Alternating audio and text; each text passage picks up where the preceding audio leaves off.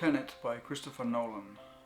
Tenet is a film that centers around a CIA agent who learns how to manipulate time in order to save the world from an event that hasn't yet happened. There are good things and less good things about Tenet. Let me start by complimenting what I think are the best elements of the film. Christopher Nolan throughout his career worked with cinematographer Wally Pfister up until the second Batman film.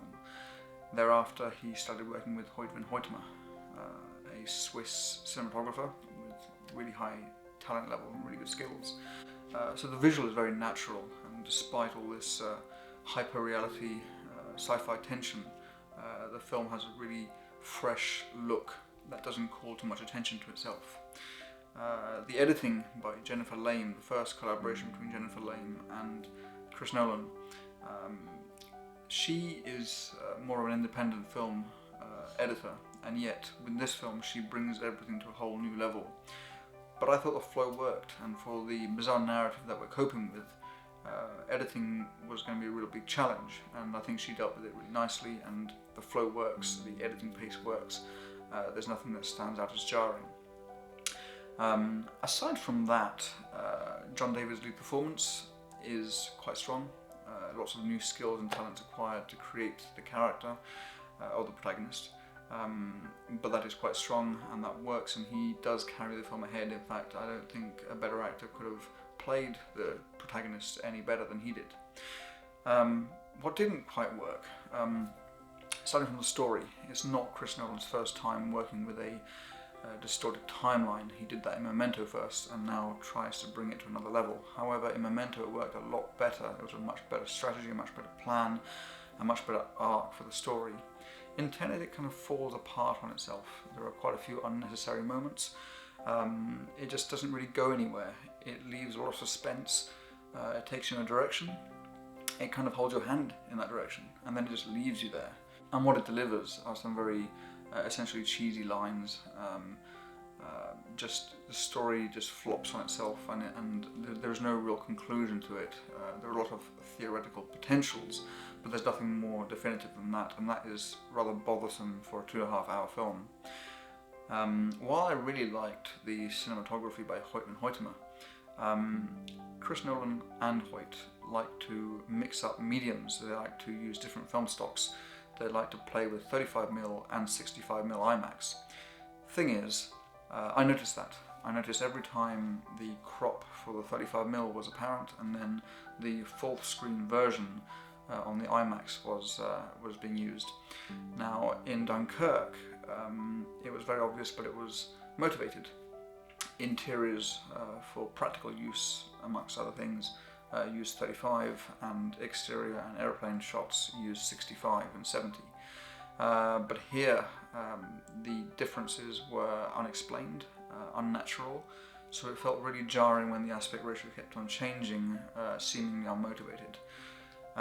Supporting cast are rather weak, they're rather flat. I wasn't really engaged by any performance other than John David's protagonist. He was good, not excellent, but everyone else was a bit slack. The production went to great extents to go to India to shoot. I thought that was completely unnecessary. There were a couple of exterior shots, a couple of street shots, nothing that couldn't have been replicated in a studio with the budget available to them.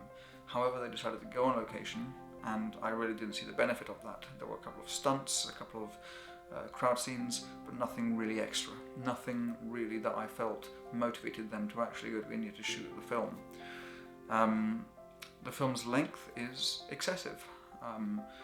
For the amount of story, I think lots of things could have been compressed, and lots of clarifications could have been given to the audience about why what is happening. Pretty early on, we're able to get the concept that there is this reversal process at work, this effect of time looping on itself. And for about 5 minutes that's quite exciting, but there is no additional sense of why that is happening or how it is happening and how it can affect the future.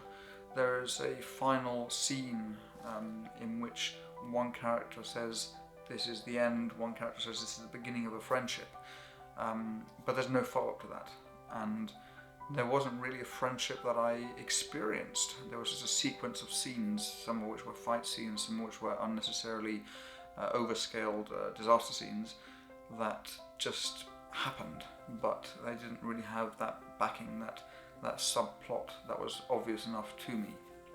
So I think, unfortunately, it felt as if, with a budget of probably around $200 million, they thought, well, we can do this, we can do that, we can do that, but they didn't quite think about telling us as an audience why and how it's going to support the story. So there was ultimately really nothing that was completely amazing about this film. The performances were average except for the lead, which was, relatively good. The effects were just quite mundane, actually, nothing out of the ordinary. Cinematography was powerful, but in a natural way, so I don't think it supported this hyper-reality that the film was trying to project. So overall, I was rather disappointed by Tenet. It's not something that I've been looking forward to for a long time, but given Chris Nolan's track record and his work with certain crew members, yes, I was rather excited about certain things, and nearly everything backfired, and ultimately I've seen independent films shot for under $100 that are superior to this in virtually every way. So thank you for offering us Tenet, but I hope your next film is going to be a lot better. Try to push the boundaries that you pushed with Interstellar, with Dunkirk and Inception, and I'll be a happy person. Thank you.